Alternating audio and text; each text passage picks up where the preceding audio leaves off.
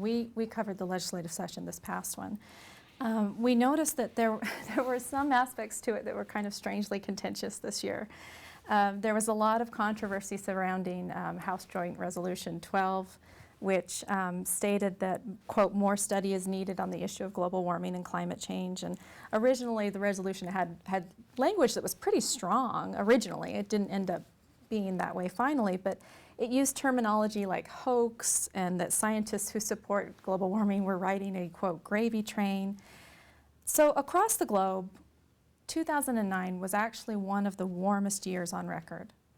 So given that we had that kind of strange contentiousness this past session, do you personally believe that human beings are contributing to global climate change?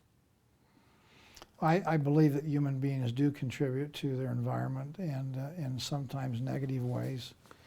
The issue of global warming, which has now been changed to nomenclature to climate change, is fraught with emotion. And I've always advocated that we ought to let the science dictate what should take place. One of the great concerns that all of us should have is with the climate gate issue, where we have found scientists being more of an advocate as opposed to a neutral party analyzing the data, letting it be replicated, and finding out where the science will take us.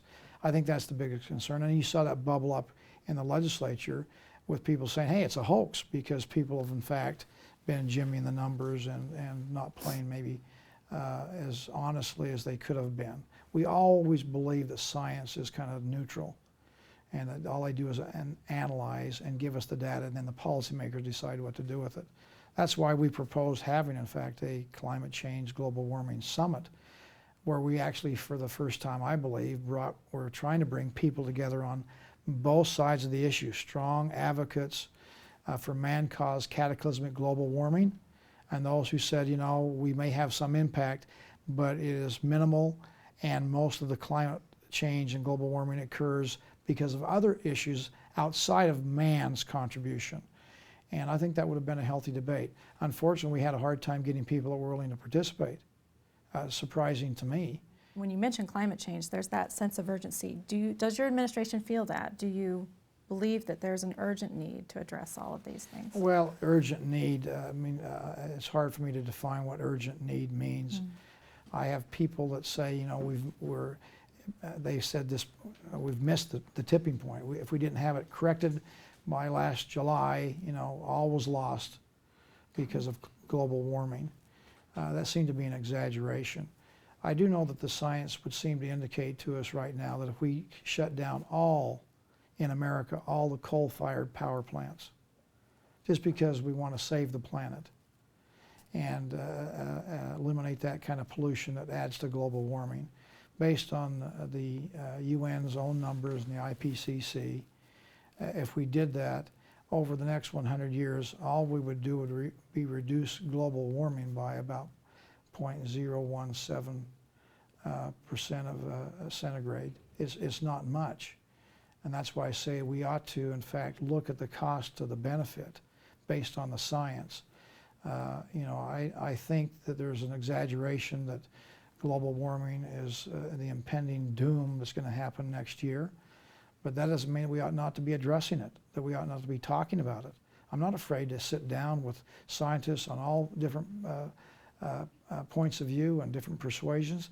So it's time for us to maybe put away some of the animus that's on both sides of this issue and sit down and have a new opportunity, maybe a new beginning of rational thought discussion based on the science.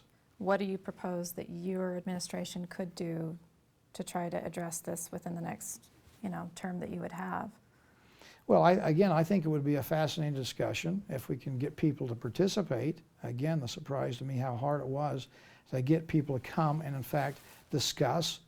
Maybe it's a debate, but in a respectful and rational fashion, the issues of climate change and global warming.